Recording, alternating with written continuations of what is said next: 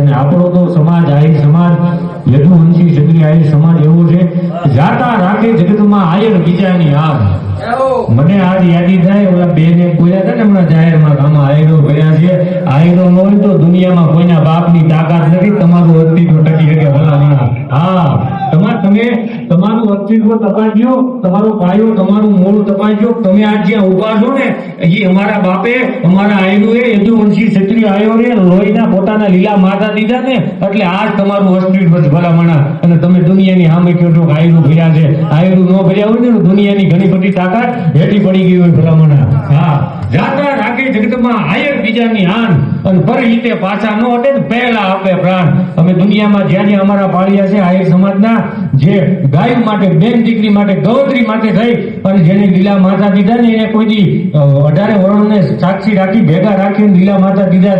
કોઈ દી એમ નથી કીધું કે ફલાણા સમાજની દીકરી છે કે ફલાણા ભાઈની ગાય છે. એને ખબર હોય કે હું આયરનો દીકરો છું, મારે બેન દીકરી માટે, ગાય માટે માથું દેવું પડે ને ત્યાં ધૂપકા માર્યા ભલામણા તલવાર. અને આજે આપણે હથિયારનું પૂજન કરી છીએ અને ભેગા રાખી અને જે પાળિયા છે ને અમે બીજા સમાજ માટે ધૂપકા માર્યા છે, ઠેકડા માર્યા છે ને. હા અંધાધૂધ અડપડે માજી અદૂધ ગઢજાત. અને જ્યાં જ્યાં અમારા પાળિયા છે આખા ગુજરાતની ધરોહર તમે લઈ લ્યો. ભલે નહીં કઈ દુનિયામાં કરે કે ભેભેથી ઘડીક શણગાર મર્દોનો સજી લ્યો તો મજા આવે. મજા કઈ ગોર આવે દાદ કાયર વેશ મૂકી કદમ બે કાળની હામાં ભરી લ્યો તો મજા આવે.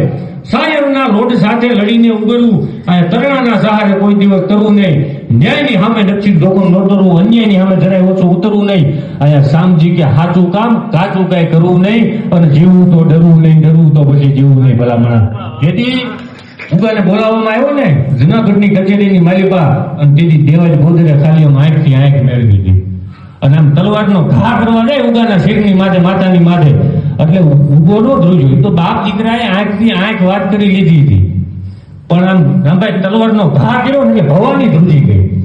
દેવાજ બોધરે એને પ્રશ્ન કર્યો કે માં ભવાની જગદંબા, તારી માથે ભરોસો રાખી અને કઈ ક્ષત્રિયો આયરો યુદ્ધ કર્યા અને આજ તું ધ્રુજી ગઈ?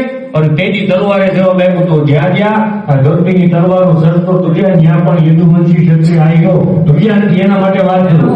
અને તેથી કીધું તું સાંભળો દેવાજ બોધર, હું ધ્રુજું નહીં પણ તલવાર કે ભવાની કે મારે ધ્રુજવું પડ્યું. શું કામ? કે જાવ જાતા તક જાત કે નથી હું ગતિથી ગભરાણી, પણ બાપના હાથે બેટડો વધેરતા હરેરી હરિયાળી. હગા બાપના હાથે આ દીકરો વધેરાય છે ને એટલે મારે ધ્રુજવું પડે. જ્યાં જ્યાં ધરતીના શત્રુ ધ્રુજ્યા ને આયરો ધ્રુજ્યા નથી. અને દર વર્ષની જેમ આ વર્ષે પણ શસ્ત્ર પૂજન થયું. ખૂબ ખૂબ ધન્યવાદ. અને થાવું પણ જોઈએ, આપણો પરંપરાગત વારસો છે. ભગવાન શ્રી કૃષ્ણના સીધી લીટીના આપણે વારસદારો છીએ. એટલે બધાને જ્યાં જ્યાં મેસેજ પહોંચે છે બધાને વિનંતી કે આવતા વર્ષે આથી પણ વિશેષ આપણે બધા જોડાય અને શસ્ત્ર પૂજન કરીએ. જય દ્વારકાધીશ, જય ભગવતી.